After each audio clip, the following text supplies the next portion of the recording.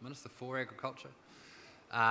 We're actually quite privileged that he's able to get away in the middle of budget week to spend a little bit of time talking to us. He's going to cross via the magic of the internet. If we have time and the technology allows, we'll try and take a couple of questions after the Minister has finished speaking, but that will be slightly awkward, so if you can bear with us and we'll try to make the technology work. But let's go to Wellington. Tristan, if we can. Welcome, Minister. Kia ora. And firstly, apologies for not being able to be with you. It might have been a hell of a lot easier. The lifts in this 19th story building have just gone out, so I've just climbed up the stairs, so a little bit short of breath. Can I just acknowledge Ian and Dan and the invitation to come along to the conference. Look, I have never been a deer farmer, but back in the 80s I was share milking, and we were told to diversify, and I went to many meetings with prospective deer farmers, I suppose, being told that there's a huge future in the deer industry. What we had to do was build up a herd to a size where if we got a good market, such as the US, then we'd have enough meat to supply them. And so since that time right through to now, we've had amazing success, growth in the industry, and some ups and downs. And I guess I'd like to acknowledge that at this point, I guess it does have an exciting future, but we've got some challenges ahead of us. I've been the odd critic of the PGP program or the number of programs, but I have to acknowledge the one that you're engaged in, and I guess passion to profit, is a pathway that we want to go on as a government. We're certainly committed to trying to grow the value of everything we do so that we bring more money back into the economy and we share it with a wide range of people. There's been, I guess, international resistance around the issue of trade and how we share the benefits of trade. And this government has just adjusted our trade agenda to be inclusive and comprehensive, one that's gone down well in Europe, on the basis that we will battle to break down trade barriers and open up opportunities, but we've also got to work on our home market and convince New Zealanders that what we're doing through trade and growing our exports is indeed benefiting every New Zealander. And my colleague David Parker, as Minister for Trade, I'm his associate, we're both going to set out around the country to just explain to people the benefits of trade and why we've got to support the primary sectors in particular to grow the exports and the opportunities from them. And looking, I guess, at your strategic approach, I was actually thinking of Fonterra's V3 strategy, which they are still wedded to. I'm not sure whether theirs is right or not, but yours is 3 Vs as I see it as well. Value, I guess, venison and velvet. You've got 2 key products, and you are determined to get more value for those products. And at the moment, of course, prices are good, but I'm told, of course, there's a lower volume than the market demands at the moment for venison, on the basis that you're holding stock to build up the herd numbers. And I think that's a good long-term strategic approach, and one that will serve the industry well. I say that the Savannah brand is something that, again, I have offshore experienced the passion for in New York some years ago. I was there with a chef who was passionate about Savannah because they had it in their restaurant in New York and wanted to push that. For a whole lot of reasons, of course, the focus on that brand, then died away. And I was very, very sad about that, because I do believe strongly in collaborative branding and pushing ahead under, if not a single desk, certainly under a single banner. So we've now resurrected Savannah, and with a little bit of government money, and I think that's a great strategy. I think there's huge value, and I know you will have heard from Lane Jager, who's the chair of the Primary Sector Council now, who has extensive experience in, I guess, developing a brand and a product and getting results from that. I hope that you listen to him. I'm sure he had some valuable lessons. Again, we can take Savannah, I believe, and put it into the kind of brand value that we've had with Zespri. Lots of people can eat kiwi fruit from around the world, but they pay a premium for Zespri, and I believe that they'll pay a premium for Savannah branded venison because of not just the quality of the product, but the fact that you can get out and identify the valuable markets. I have been surprised that it's taken us a while to develop a more, I guess, diverse strategy in Europe where people understand venison, but we've just sold into the traditional, I guess, seasonal markets. Clearly, the work you're doing with Chilled is delivering results, and thank you for the cooperation of the companies to make that work. I think there's huge potential, and as a government and as a minister, I'm committed to help you along that pathway. Can I just say, in regards to other areas, the staying ahead of the game, I kind of see it staying in the game. And that might be something you think is not ambitious enough. The reality is that we are going to have to tackle artificial protein. There are increasing concerns around animal welfare issues, around the effect of ruminant animals on the environment, climate change, emissions, all of those things are part of a consumer's consideration.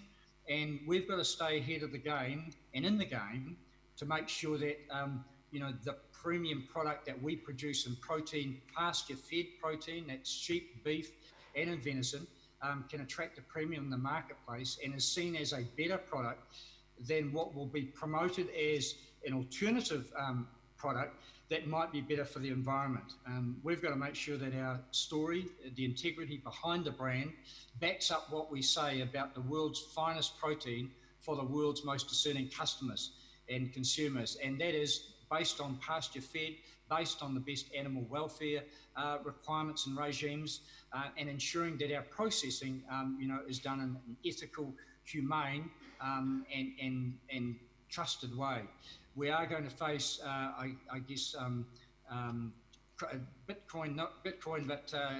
blockchain technology, other things that allow the consumers to test exactly where their product came from, how it was raised. And I think if you look at the backdrops of any of the deer farms that I see around the country, we can offer a spectacular story, a spectacular backdrop, and a process with integrity to sell, as I say, the world's finest protein. So I think, again, huge opportunities.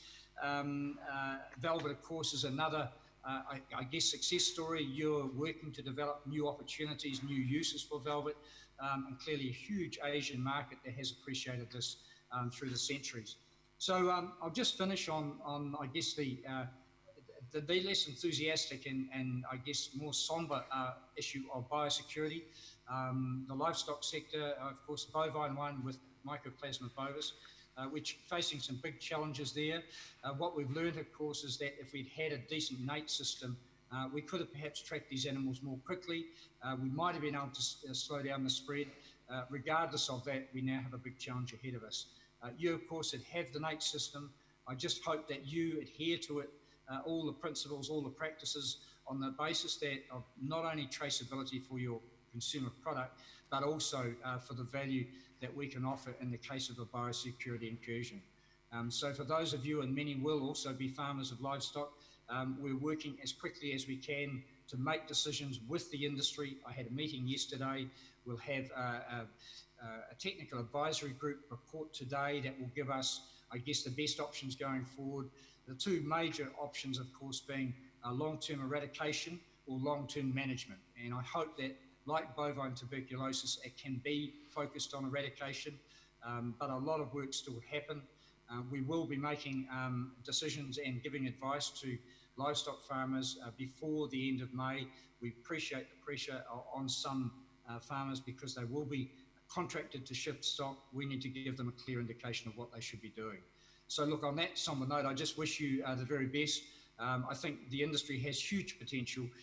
We can graze and farm deer in places where, we can't do much else, or we can get a better value. And I'm sure the market will return ever increasing values for some of the finest protein in the world. And I look forward to opening the doors for your opportunities through trade, assisting through farm integration and accreditation systems that will support our branding.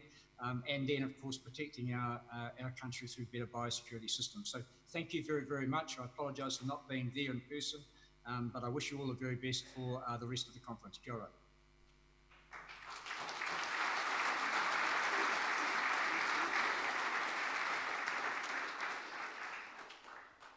Okay, thank you, Minister, and we'll see if we can make a question work. But that will have to be relayed by Tristan. So has anyone got a reasonably concise question that we can relay to the Minister? And Ken will pass you a mic. Any hands up if anyone wants to ask a question? Oh, no. Okay. No one? Okay, well, I guess we'll just... Oh, no, here's one over here. So, concise, Solace, so that it can be relayed. Afternoon, Minister. Do you see the alternative protein thing as an opportunity for New Zealand or as a threat? Or a bit of both? Alternative proteins are both for us, depending on how we react to it. I think that I look back to margarine and what happened. I was a dairy farmer. We were facing this onslaught of this healthier product, we were told, in the 70s. And indeed, the marketing of margarine, pushed it way ahead of butter, to the point where butter was discredited. Of course, now, almost 40 years on, we've discovered that butter is a healthier option and that the highly processed margarine is not so. I think it's a similar kind of dilemma we face. We have the potential to market our animal protein, that's milk, meat, chicken, the whole lot. But in particular here, where we've got pasture-fed protein around venison and sheep meat and pasture-fed milk, I think there's a market opportunity for us. But the alternative will be sold as having a lesser impact on the environment. And if you look at the people who have put money into alternative protein, they have deep pockets. They are actively running campaigns against animal protein. They're probably funding SAFE and other organisations to slowly undermine our position in the market. But I think we've got to stay ahead of that and say, well, yes, maybe there's a place for these highly processed alternative proteins, and they may have a lesser short-term impact on the environment. But in terms of our systems of production, we have great animal welfare standards. We have great pasture-fed, natural growing systems, and you should pay a bit more for a natural product. But it's up to us as to how we market, how we position, and how we react to this ongoing challenge. Thank you, Minister. One down the back there. I'll try and speak clearly and slowly for you, Dan. Yes, Minister, thanks very much for your very enthusiastic appraisal of the deer industry. I suppose I've got a little bit of a concern with maybe sorting out the microbovis financially, and with your budget coming up tomorrow. Are the PGP projects like our one in the deer industry under any threat whatsoever? Are we going to be able to see the funding right through? And the other one was, we've talked about clean green image of New Zealand, but as I asked Mike Peterson earlier on, what are your thoughts on some of the GMOs, like some of the grass and pasture-based products that have been produced that help reduce nitrogen leaching? So, it's that case of don't cut your nose off to spite your face. So I'm just wondering some of your thoughts on that, please. Look, and I hope I've heard you properly, because I'm a bit hard of hearing and it's a bit mangled. Can I say that on the issue of GM, all of these questions are the ones we have to work through. The answers won't be easy, but that's what Lane Jager and the Primary Sector Council will be tasked with. It's not for them to come up with the answer, but it's for them to facilitate the discussion among all the sectors as to where we see the best future. In my personal view at this point, I think we should be non-GMO. I think we're in a lucky position of being, of not utilising GMOs, which gives us the potential to continue to market in a differentiated way. Now, there are new technologies coming on. They might be used for pest control. They might be used for pasture production. They could be used directly in products that could be available for us to eat.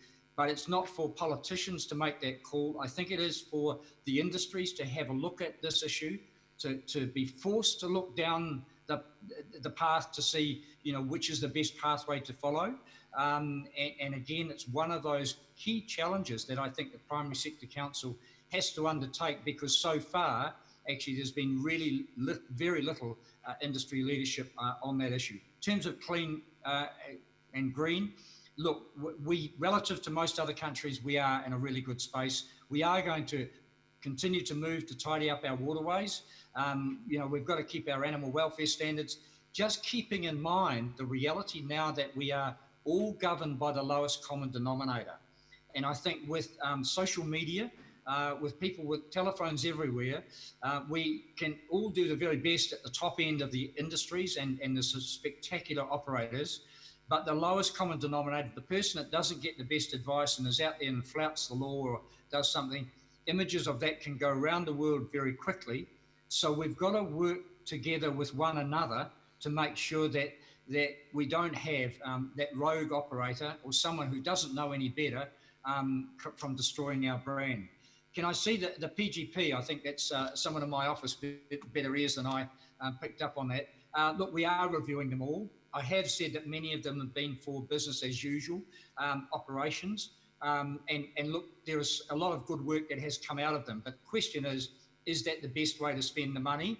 We've got a dearth of knowledge and science in soil science areas. So when we talk about protecting our soils and better water quality, there's still a lot of questions unanswered in relation to soil and in relation to water. So we've got to put more money at the front end in those areas.